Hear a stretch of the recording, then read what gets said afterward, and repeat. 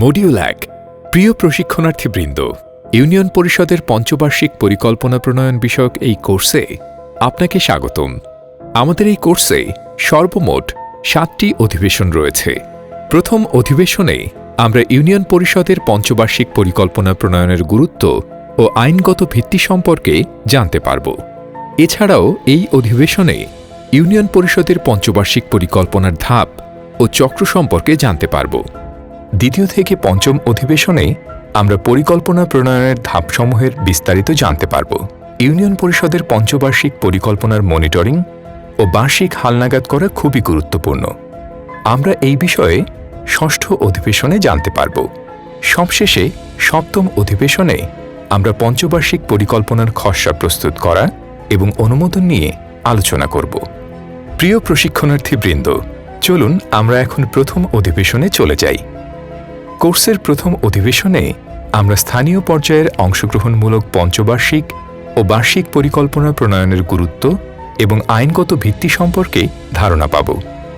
প্রথমেই আমরা পঞ্চবার্ষিক পরিকল্পনার প্রয়োজনীয়তা সম্পর্কে জানব।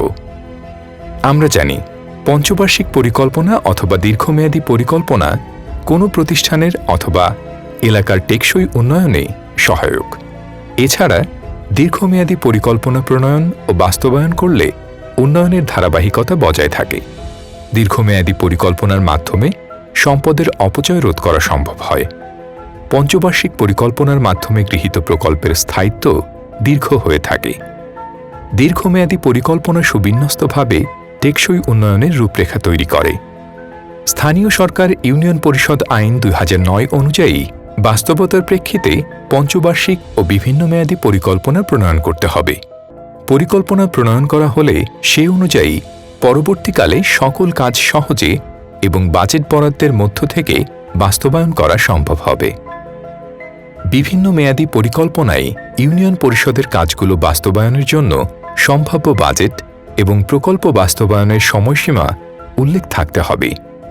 পরিকল্পনাগুলো অবশ্যই ইউনিয়ন পরিষদের নিজস্ব আয় এবং অন্যান্য সম্ভাব্য সকল আয়ের উৎসের উপর ভিত্তি করে প্রণীত হবে। চলুন এবার দেখি পঞ্চবার্ষিক ও বার্ষিক পরিকল্পনা প্রণয়নের আইনগত ভিত্তি কী। স্থানীয় সরকার ইউনিয়ন পরিষদ আইন ২০০৯ ধারা ৪৭ ঘ অনুযায়ী ইউনিয়ন পরিষদ স্থানীয় অর্থনৈতিক ও সামাজিক উন্নয়ন সম্পর্কিত পরিকল্পনা প্রণয়ন ও বাস্তবায়ন করবে। এছাড়া দ্বিতীয় তফসিলে ইউনিয়ন পরিষদের কার্যাবলীর মধ্যে ৫ বছর ও বিভিন্ন মেয়াদী উন্নয়ন সম্পর্কিত পরিকল্পনা তৈরির কথা উল্লেখ আছে। ইউনিয়ন পরিষদ উন্নয়ন পরিকল্পনা প্রণয়ন, নিয়ন্ত্রণ ও বাস্তবায়ন বিধিমালা ২০১৩ অনুসারে উন্নয়ন পরিকল্পনা প্রণয়নের লক্ষ্যে প্রতিটি ইউনিয়ন পরিষদে নিম্নবর্ণিত সদস্য সমন্বয়ে একটি পরিকল্পনা প্রণয়ন কমিটি গঠন করা হবে। ক.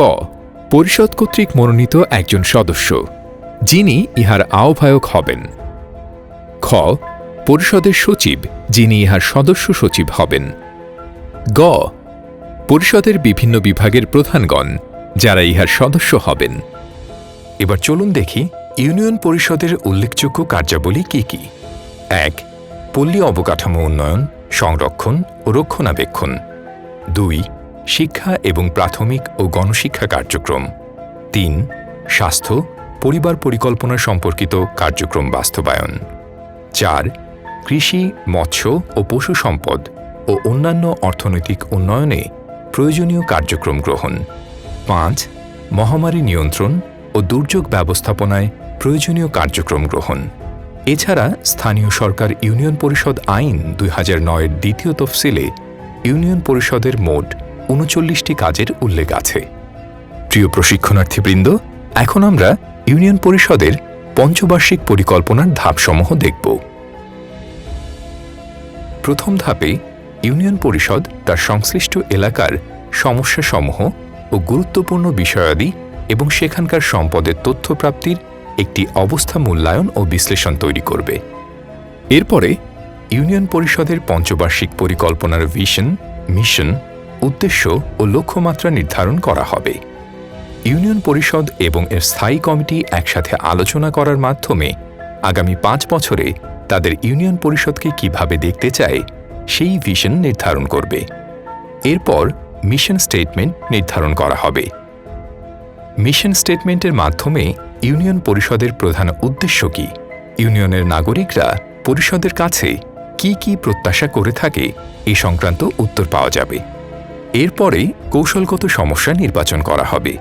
কৌশলগত সমস্যাগুলো নির্বাচন হওয়ার পরে সমস্যা বৃক্ষ বিশ্লেষণের মাধ্যমে প্রতিটি কৌশলগত সমস্যার কার্যকরণ বিশ্লেষণ পরিচালনা করা হবে।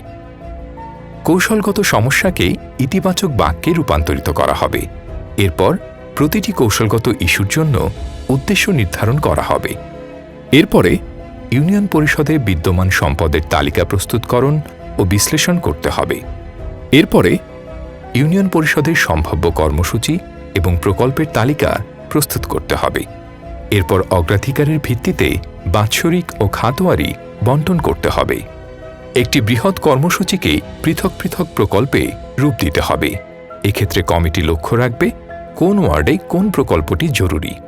পঞ্চম ধাপে ইউনিয়ন পরিষদের পঞ্চবার্ষিক পরিকল্পনার পরিবীক্ষণ ও মূল্যায়নের প্রয়োজনীয়তা সম্পর্কে জানা যাবে। পাশাপাশি পরিকল্পনার মনিটরিং ও মূল্যায়নের ভিত্তিতে একদিকে যেমন পঞ্চবার্ষিক পরিকল্পনা বাস্তবায়িত হবে, অন্যদিকে পরবর্তী বছরের উন্নয়ন পরিকল্পনা প্রণয়নের নির্দেশনা দিবে। শেষ ধাপে ইউনিয়ন পরিষদের পঞ্চবার্ষিক পরিকল্পনার খসড়া প্রস্তুত এবং অনুমোদন প্রক্রিয়া সম্পর্কে ধারণা পাওয়া যাবে। প্রিয় প্রশিক্ষণার্থীবৃন্দ, আমাদের সাথে থাকার জন্য ধন্যবাদ।